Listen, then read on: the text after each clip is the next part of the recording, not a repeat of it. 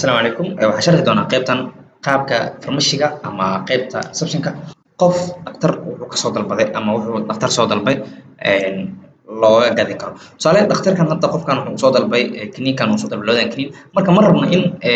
kiniyaashan tusaale waxaa laga yaabaa in kiniinal tiro badan in qofkan loo soo dalbay marka waxaan dhan inaan daawadan tirada badan inaan gacanta ku qorno ma rabno nambarkan aan u filan mar walba qofka bukaankana nambarkan inuu soo qaatay waajib ku ah nambarkan intuu ka soo qaadana dhaqtarkaas uu siinaa dhaqtarka uu daawacay waqtiga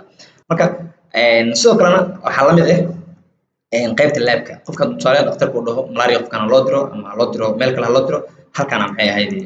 qofka looga dalban karaa marka dhahno tusaale nambarkan hadda aan qaadano nambarkan waa daawo marka farmashiga la tagi doonaa newsel aan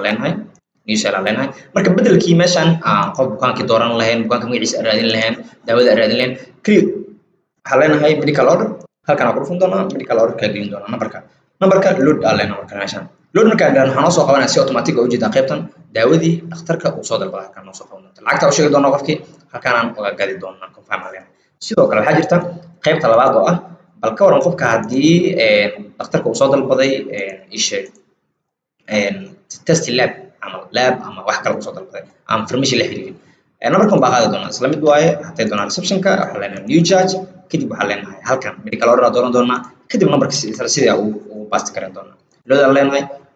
soo jeedaan waxyaabihii dhaqtarka ugu rabay dhan malaria iyo tifo way noo soo baxeen confirm mar walba nambarkaas hawata nambarkaasna muhiim waaye qofka markii lab looga shaqeeyo ama markii looga shaqeeyo maxay dhaqtarka uu shaqeeyo ama qof jiifa bukaan mar walba nambarkaas hala soo qaato